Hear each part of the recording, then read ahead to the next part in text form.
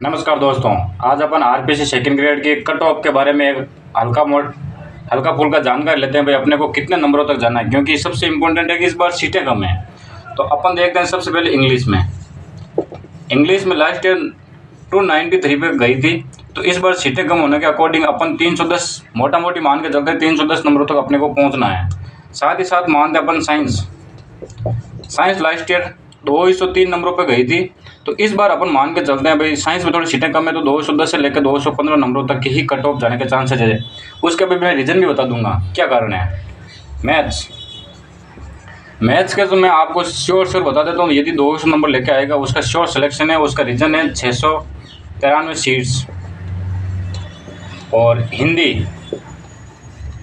हिंदी में last year 293 पे गई है, तो मेरा इसकी मानना है कि 320 नंबरों के करीब हो गए तो आपका श्योर सिलेक्शन होगा। और इन सब का भी मैं सबसे मोटा मोटी बता रहा हूँ कि इसके नंबर बता रहा हूँ, उसके बाद में इसका रीज़न बताऊँगा मैं, कारण।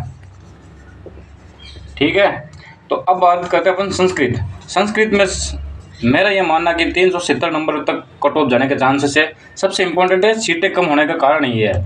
और साथ ही साथ मानते हैं एसएस में अपन मान के चलते हैं 310 से लेकर 320 नंबरों तक, क्योंकि सीटें भी 78 पोस्ट ही हैं, ज़्यादा है नहीं। अब सब लोग कहेंगे कि भाई इसका रीज़न क्या है कि कट ऑफ ने आप भाई सीट्स कम होने के बावजूद भी 15-20 नंबरों का ही वेरिएशन प्राप्त किया। तो सबसे इम्पोर्टेंट है इस बार का 40% जीके और सब्जेक्ट 40% है। तो सबसे इम्पोर्टेंट है कि आरपीसी जो इस बार जीके का पेपर बनाना है, उसमें आप फर्स्ट ग्रेड का उठा के देख लो, फर्स्ट ग्रेड संस्कृत डिपार्टमेंट का और आरएस का पेपर हुआ था, उसमें लोगों के जीके में 40% नंबर नहीं बन रहे हैं।